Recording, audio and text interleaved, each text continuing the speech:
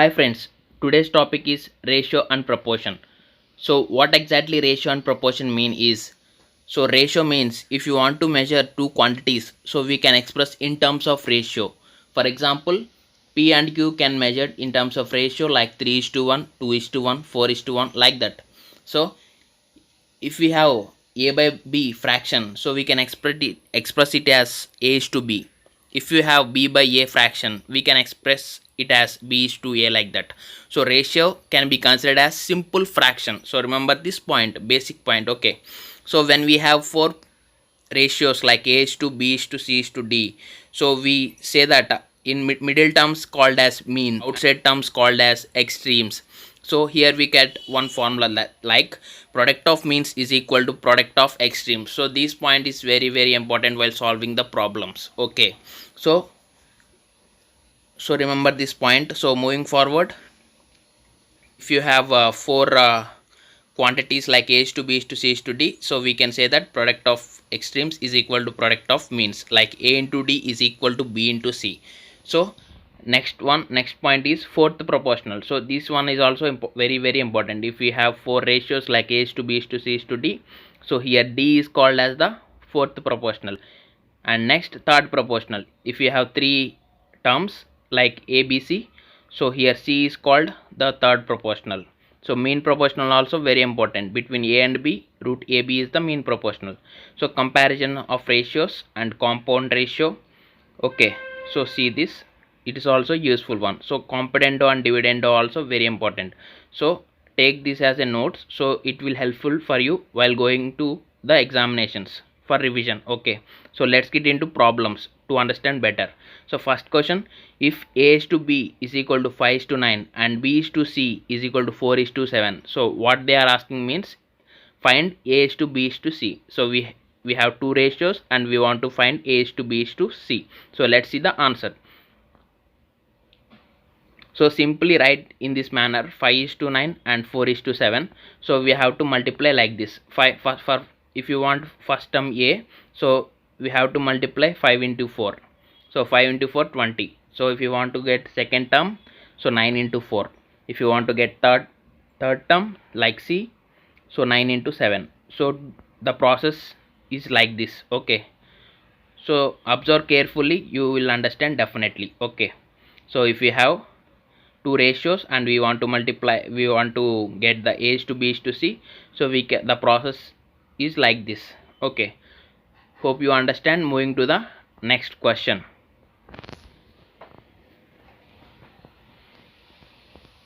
So here asking the fourth proportional to 4 4 9 12. So we discussed previously, if you have three terms like abc and if you want to calculate the fourth proportional, I already told previously how to calculate. So let's treat fourth proportional as x.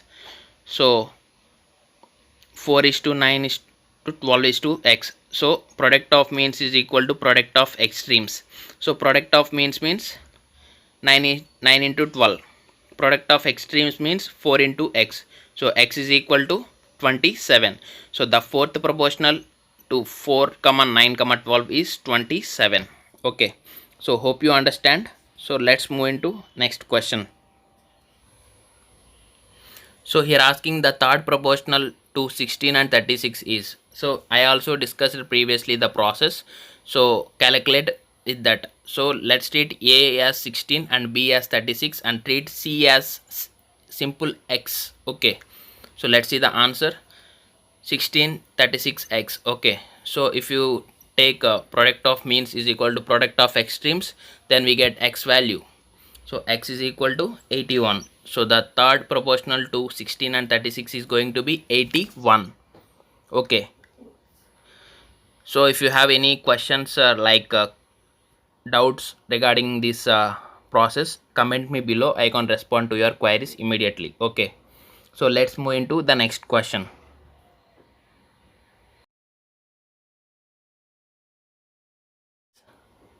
Divide rupees 672 in the ratio 5 is to 3. Okay, if we have to divide 672 in the ratio 5 is to 3, we can divide this 8 parts is 672. So he asking how much 5 and how much 3. individually asking. So let's see the solution. So 8 parts is 672, 5 parts is how much is asking. I think we seen in percentages like this calculations. Okay, so 5 parts is 420. So see the calculation how I done to get this. So the first part is going to be 420, and 672 minus 420, the remaining part we get easily, like 252. So the first part is 420 and the second part is 252. Okay, so let's move the next question.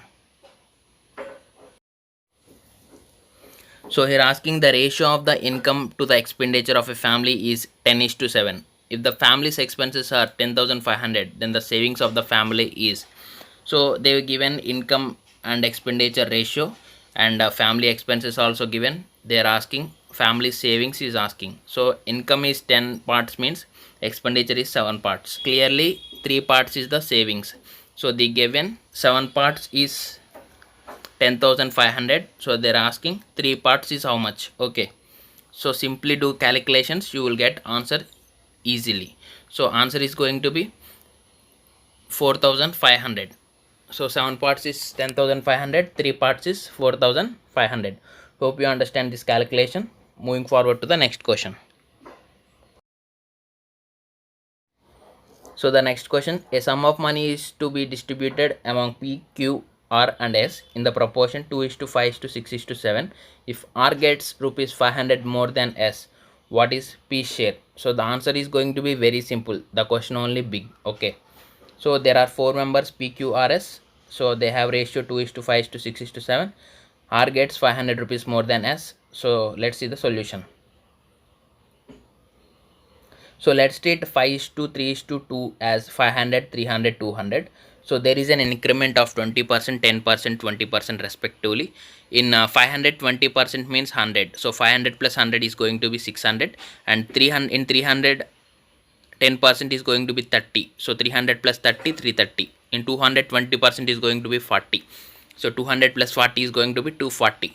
So if we calculate, if we cancel the ratios, so we get 20:11:8 is going to be our answer. So hope you understand this easy process, and if you have any queries, comment me below. Okay, so let's moving forward to the next question. If 40% of number is equal to 2/3 of another number, what is the ratio of first number to the second number? Okay, so 40% of a number is equal to 2/3 of another number. What is the ratio of first number to the second number? He is asking. Okay, so let's see the solution. So 40% of x is equal to 2/3 of y. So let's treat the numbers as x and y. So write as this, what they given, write like that. So 40% can be written as 2/5. We seen the percentage calculations in the previous video.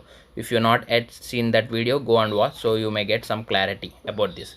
So 40% can be written as 2/5. Okay, so after the calculation, x by y is equal to 5/3. So x is to y can be expressed as 5:3. So this is the simple answer we got. So let's moving forward to the next question. Two numbers are in the ratio 3:5. If 9 is subtracted from each, the new numbers are in the ratio 12:23. The smaller number is they are asking. Okay, so actually they are saying there are two numbers in the ratio 3:5, and 9 is subtracted from each number. Then if we do subtract 9 from each numbers, so the new numbers are in the new ratio formed like 12:3. They're asking smaller number is how much. Okay, so 3x, let's take 3x and 5x. 3x minus 9 by 5x minus 9. So the new ratio is 12/23. If we done the calculation, x is going to be 11. So they're asking not x, they're asking the smaller number. In 3 and 5, the smaller number is going to be 3. So they're asking 3x is how much. So 3x is going to be 33. That's it. So let's moving forward to the next question. In a bag, there are coins of 25 paisa, 10 paisa and 5 paisa in the ratio of 1:2:3. If there is rupees 30 in all, how many 5 paisa coins are there? Okay, in a bag having 25 paisa, 10 paisa and 5 paisa coins are there in the ratio 1:2:3. We have 30 rupees in that bag with different paisa coins. If there is 30, they're asking how many 5 paisa coins are there, they're asking. Okay, hope you understand the question. Let's see the solution for this. So let's treat the 1 rupee. For every rupee we have 100 paisa. For 30 rupees we have 300 paisa. Okay, so they are saying 25 paisa, 10 paisa, 5 paisa coins are there in 1:2:3 ratio. So simply multiply. So let's treat x is to 2x is to 3x. So 25 into x plus 10 into 2x plus 5 into 3x is equal to 3000. So after the calculation we get 60x is equal to 3000, x is equal to 50. So simply substitute x value in the above equation. So we get 25x and the remaining part also. So let's verify it's going to be 3000 paisa or not. So 1250 and 1000 and 750 is going to be 3000 paisa. So the process we done is correct.